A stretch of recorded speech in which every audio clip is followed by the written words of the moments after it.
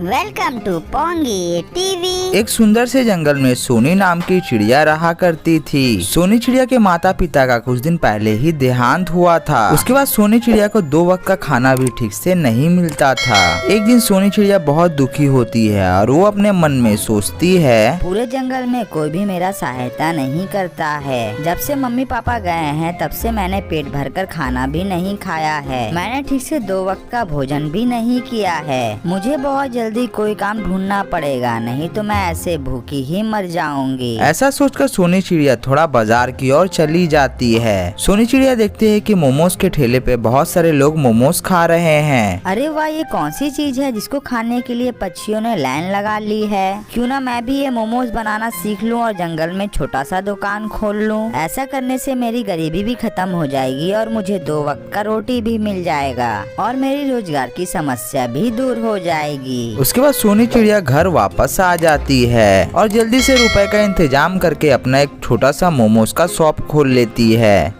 आप दोस्तों, मेरे हाथ के गरम गरम मोमोज खाओ, आप सभी को बहुत ज्यादा अच्छा लगेगा।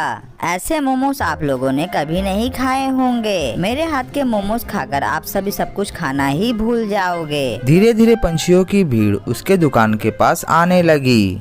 अरे सोनी, 1 प्लेट मोमो मुझे भी बना कर दे, जरा मैं भी खाकर देखूं कैसा बना है। हाँ हाँ आंटी जी, जरूर खाकर देखिए। अगर अच्छा लगे तो सभी पंछियों को जरूर भेजना मेरी दुकान पर। उसके बाद वो मोमोज खाती है। अरे वाह वाह वाह सोनी, मुझे तो मोमोज खाकर मजा ही आ गया और तुम्हारी चटनी में तो जादू है। अब मैं जंगल के सारे पंछियों के तेरे दुकान पर मोमोज खाने के लिए भेजूंगी। फिर देखते ही देखते जंगल में सोनी चिड़िया का मोमोज का दुकान फेमस हो जाता है। जंगल के सारे पंछी सोनी चिड़िया के हाथ के ही मोमो पसंद करने लगे। सोनी चिड़िया के दुकान पर सुबह से ही लाइन लग जाती थी मोमोज खाने के लिए। अरे जब से सोनी चिड़िया ने मोमोज का दुकान खोला है, जंगल के सारे पंछी कोई और चाट तो खाना ही भूल गए। सुबह से ही इसके दुकान पर भीड़ लग जाती है और एक हम सुबह से ही अपने ठेले पर बैठे रहते हैं, लेकिन कोई भी ग्राहक नहीं आता है। बिल्कुल सही कहा कालू भैया, जब से सोनी चिड़िया ने दुकान खोली है हमारा तो रोजगार ही खत्म हो गया है। मेरे बर्गर के दुकान से तो अब कोई भी बर्गर खरीदने के लिए आता ही नहीं है। मेरी तो पूरी दुकानदारी ऐसे ही ठप हो गई है। अगर ऐसा ही चलता रहा तो कुछ दिनों में भूखे मरने की नौबत आ जाएगी। अरे हम लोग इतने दिनों से यहाँ दुकानदारी कर रहे हैं, हमें भूखे मरने की नौबत क्यों आएगी? तू बस देखता जा, भूखी तो ये सोनी चिड़िया मरेगी। जंगल के सारे पंछियों ने इसे सर पर चढ़ाकर रखा है। उन पक्षियों से ही जंगल से धक्के मारकर बाहर नहीं निकाला तो मेरा भी नाम नहीं कालू कौआ।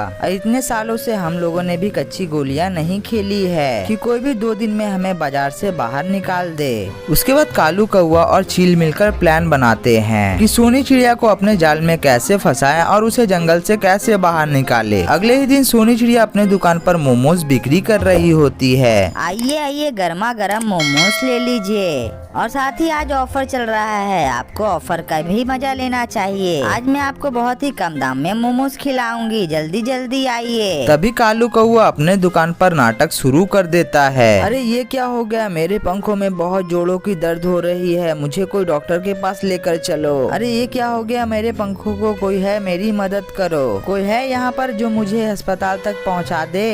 कालू कौआ को देखकर सोनी चिड़िया को उस पर दया आ जाती है। ये कालू भैया को अचानक क्या हो गया है, लगता है उन्हें चोट लग गई है, मुझे जाकर उनकी मदद करनी चाहिए। ऐसा सोचकर सोनी चिड़िया अपना ठेला छोड़कर उस कौवे के पास चली जाती है। अरे कालू भैया, आप ठीक तो है ना? अचानक आपको ये क्या हो गया है? आपको ज्यादा चोट तो नहीं लगी है ना? नहीं नहीं सोनी, अचानक मेरे पंखों में बहुत जोड़ों का दर्द होने लगा था। अब मैं बिल्कुल ठीक हूँ, अब तुम जाओ अपने ठेले पर अपना ठेला संभालो। बेचारी सोनी चिड़िया ये समझ नहीं पाती है कि वो जितनी देर में कालू कौआ के दुकान पर थी, चील ने उतनी ही देर में मोमोज की चटनी में जमाल गोटा मिला दिया। कुछ देर बाद सोनी चिड़िया के पास एक पंछी आता है और उससे कहता है, अरे सच सच बताओ, तुमने ऐसा इसमें क्या मिलाया है? इसके खाने के बाद मेरे पेट में बहुत दर्द हो रहा है। तभी वहाँ पर एक और चिड़िया भी आ जाती है। जब से मैंने तुम्हारे ठेले पर मोमोज खाए हैं तब से मैं बाथरूम में ही जा रही हूँ और मेरे पेट में बहुत जोरों का दर्द भी हो रहा है। सोनी, सच सच सच बताओ, आज तुमने मोमोज में ऐसा क्या डाला है जो हम लोगों की ऐसी हालत हो गई है। देखते ही देखते सोनी चिड़िया की दुकान पर बीमार पंछियों की भीड़ लग जाती है। अरे नहीं नहीं दोस्तों, मैं मोमोज में क्यों कुछ मिलाऊंगी, ऐसा करने से मुझे क्या मिलेगा,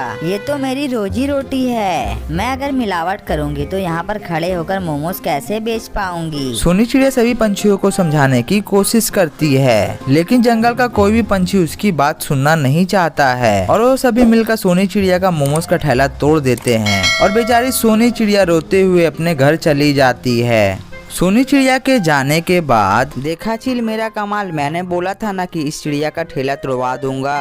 अरे वाह कालू भैया, तुम्हारी बात तो बिल्कुल सच निकली। अब से दुकानदारी में टक्कर देने वाला हमें कोई भी नहीं है। अब तो हम लोग सिर्फ पैसे कमाएंगे, पैसे। शर्म नहीं आता है तुम दोनों को ऐसा काम करने में। वो बेचारी 2 पैसा कमा रही थी तो तुम लोगों को जलन होने लगी। वो बेचारी मोमोज बेचकर अपना घर चला रही थी, उसके तो माँ बाप भी नहीं है। तुम दोनों ने प्लान बनाकर उसके साथ ऐसा काम किया, तुम दोनों को तो शर्म आनी चाहिए थी। तुम दोनों ने मिलकर उस भोली भाली पंछी को जंगल से बाहर ही करवा दिया। मैं इससे पहले कि जंगल के सारे पंछियों की तुम्हारी बात बताऊं, तुम उससे पहले जाकर सोनी चिड़िया से माफी मांगो और सभी पंछियों के सामने अपनी गलती भी कबूल करो। कबूतरी की बातें सुनने के बाद उन दोनों को अपनी गलती का एहसास हो जाता है। फिर वो दोनों मिलकर सोनी चिड़िया के पास जाते हैं। बेटी हमें माफ कर दो बेटी, हमसे बहुत बड़ी गलती हो गई। हम दोनों ने मिलकर एक षड्यंत्र रचा था, तुमको फंसा दिया था। हम लोगों के मन में जलन आ गई थी, इसीलिए हम लोगों ने ऐसा काम किया, हमें माफ कर दो। लेकिन हमें अब ये समझ आ गया है कि इंसान मेहनत करने से ही आगे बढ़ता है, ना किसी को पीछे करने से। हम कल ही सबके सामने अपना अपराध स्वीकार करेंगे, बस तुम कल से अपना दुकान लगाना शुरू कर दो। फिर सोनी चिड़िया उन दोनों को माफ कर देती है और फिर से अपना दुकान लगाने लगती है और वो खुशी खुशी अपना जीवन जीने लगती है। और ये सुंदर सी कहानी यहीं पर समाप्त हो जाता है। ये कहानी से हमें ये सीख मिलती है कि हमें किसी के साथ भी बुरा नहीं करना चाहिए।